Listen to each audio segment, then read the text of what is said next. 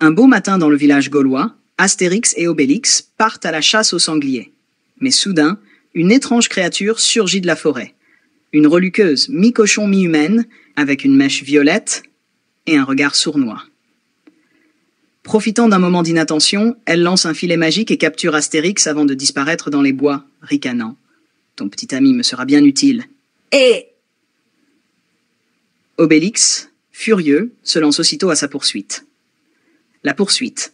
Obélix traverse forêts, collines et villages, laissant derrière lui des Gaulois médusés et des Romains écrasés sans même s'en rendre compte.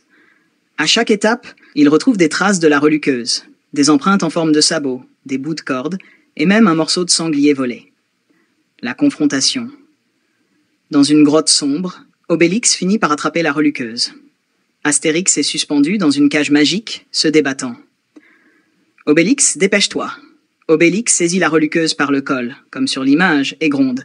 « On ne touche pas à mon copain !» Le combat comique. La reluqueuse tente de charmer Obélix avec des grimaces et des ruses, mais Obélix reste implacable. Elle libère ses cousins reluqueurs, des cochons humanoïdes plus grands, mais ils sont projetés dans les airs d'un seul coup de poing d'Obélix. Finalement, la cage magique se brise sous un coup involontaire d'Obélix, et Astérix tombe directement dans ses bras. Dénouement. La reluqueuse prend la fuite en jurant de revenir.